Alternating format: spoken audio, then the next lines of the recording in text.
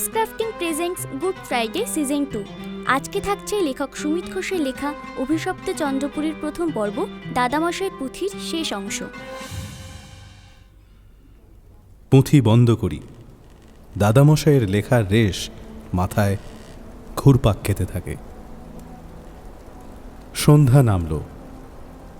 আকাশের লাল আভাটা মিশে গিয়ে ঈষৎ কালছে নীল রং ধরেছে। আমি লজ থেকে বেরোলাম। গায়ে পাতলা চকলেট রঙের টি শার্ট, শিরশির করে হাওয়ায় একটু কাঁপছে।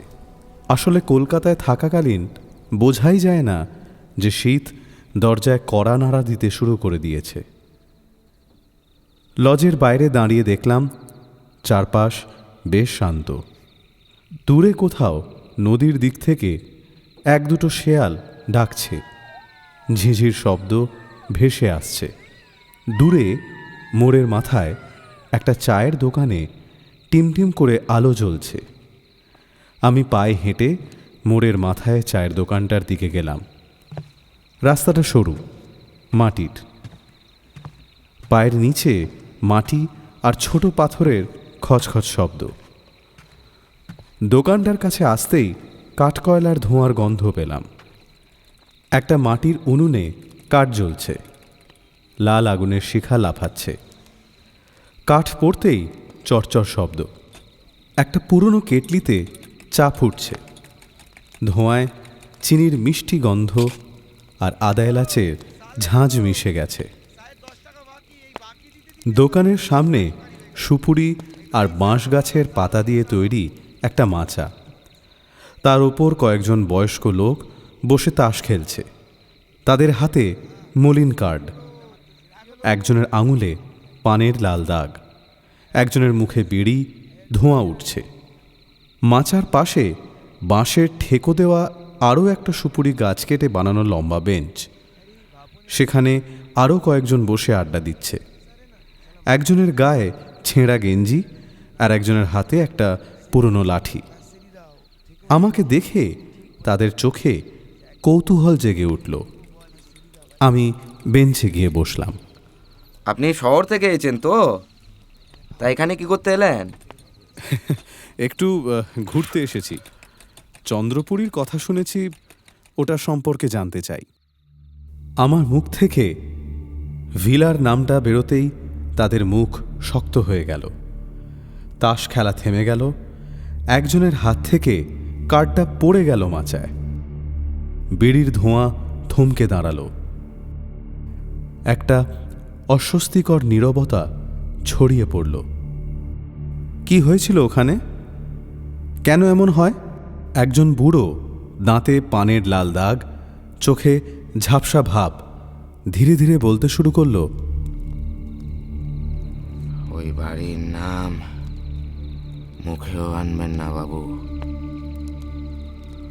ওখানে যাওয়া মানে মৃত্যুর ডাক শোনা।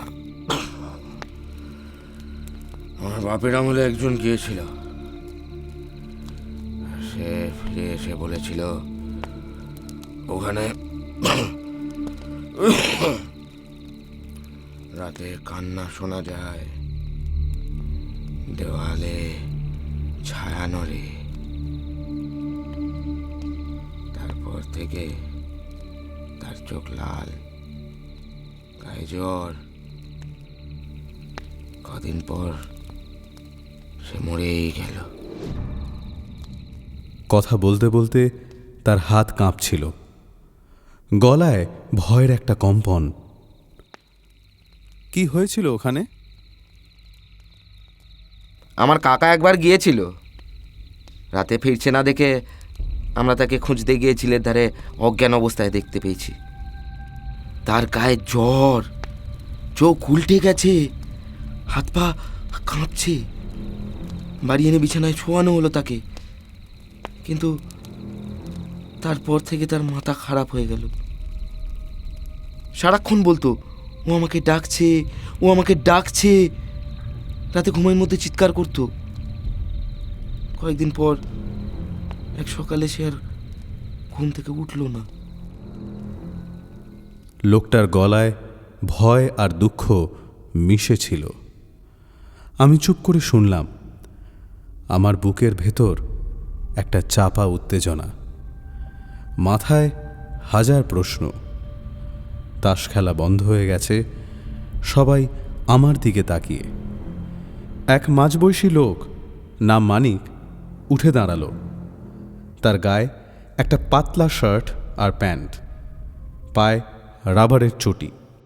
আমি আপনাকে ভিলার কাছ পর্যন্ত নিয়ে যেতে পারি, কিন্তু ভিতরে যাব না, ওই ফাটকের আগে পর্যন্তই যাব। বেশ, চলো, আমি দেখতে চাই। হ্যাঁ, চলেন। সে একটু ইতস্তত করে ভাবল, তারপর মাথা নেড়ে রাজি হলো। কিছুক্ষণ পর আমরা বেরিয়ে পড়লাম। অমাবস্যার আগে এমনিতেই আকাশের চাঁদের আলো ম্লান, তাও আবার মেঘে ঢাকা পড়ে গেছে। বাতাসে ধানের গন্ধ, একটু ভেজা মাটির ছোঁয়া। আমি আর মানিক পায়ে হেঁটে চন্দ্রপুরীর দিকে রওনা দিলাম। মাটির সরু রাস্তা দেখেই মনে হয় এদিকে সচরাচর কেউ খুব বেশি আসে না, তাই দুপাশে ঝোপঝাড়, কাঁটা গাছ। আমার পায়ে কাঁটা লাগলো, জামার হাতা একটা ডালে আটকে ছিঁড়ে গেল। মানিকের হাতে একটা পুরনো টর্চ, লোহার বডি, মরচে পড়ে গেছে। সে টর্চটা জ্বালল। আলোটা কাঁপছে, মাঝে মাঝে নিভে যাচ্ছে। আমরা এগিয়ে চললাম।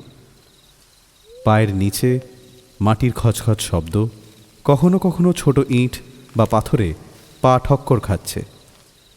দূরে কোথাও কটা শেয়াল ডাকল, শব্দটা বাতাসে ভেসে এলো। আমরা একটা ভাঙা ব্রিজের কাছে পৌঁছলাম। কাঠের তক্তাগুলো পুরনো কালো হয়ে গেছে, কয়েকটা ঝুলে পড়ছে, মাঝে মাঝে ফাঁক। আমি সাবধানে পা দিলাম।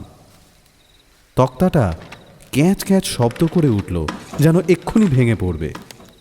মানিক আমার পেছনে। টর্চের আলোটা নিচে পড়ল।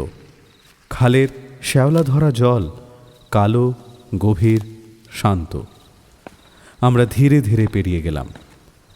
ব্রিজের শেষে পা রাখতেই একটা ঠান্ডা হাওয়া গায়ে লাগলো। আমি জামাটা টেনে ধরলাম। পায়ে পায়ে দিঘির কাছে পৌঁছলাম। জলটা শান্ত, কিন্তু টর্চের আলোয় দেখলাম জলের ওপর একটা অদ্ভুত প্রতিফলন, যেন কিছু নড়ছে। তার পরক্ষণেই ভুল ভাঙল। ঝিলে বড় বড় পদ্ম গাছ হয়ে আছে, হাওয়ার দুলুনিতে সেগুলো কাঁপছে। মানিক থামল, তার মুখ ফ্যাকাশে হয়ে গেছে। সে টর্চটা আমার দিকে এগিয়ে দিয়ে বলল, এই পর্যন্তই, আমি আর এগোবো না। তার গলায় ভয়, চোখে আতঙ্ক। আর একটু কাছে যাই, আমি শুধু দেখতে চাই। সে মাথা নাড়ল, তার হাত কাঁপছে। না, আমি ফিরছি, আপনিও যাবেন না। ওই বাড়ি মানুষকে গিলে খায়। আমার দাদা একবার গিয়েছিল, তারপর থেকে তার চোখে ঘুম নাই, দিন রাত পাগলের মতো ঘোরে। আমি তার কথা শুনলাম না। আমার মাথায় একটা জেদ চেপে গেছে। সে টর্চটা আমার হাতে গুঁজে দিল, তারপর পিছন ফিরে ছুটতে শুরু করল। টর্চের আলোয় তাকে ছুটতে দেখলাম। তারপর সে মাটির রাস্তার পাঁক ঘুরে অদৃশ্য হয়ে গেল। তার পায়ের শব্দ ক্রমশ দূরে মিলিয়ে গেল। এবার আমি সম্পূর্ণ একা দাঁড়িয়ে। আমি টর্চটা শক্ত করে ধরলাম, হাতটা কাঁপছে।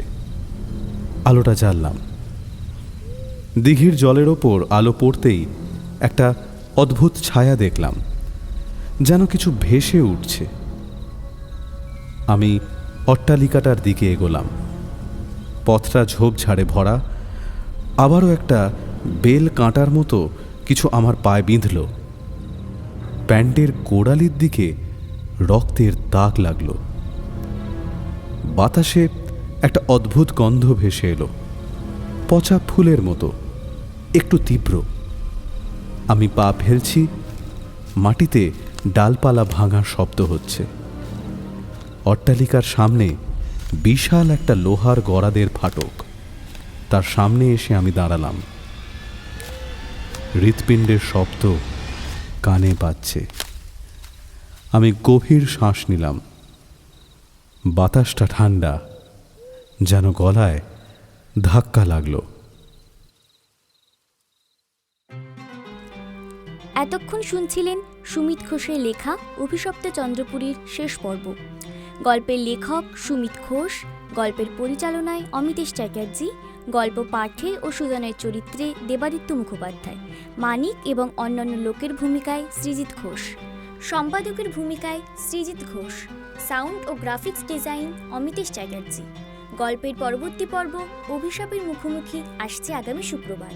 শুনতে হলে অবশ্যই আমাদের চ্যানেলটি সাবস্ক্রাইব করুন।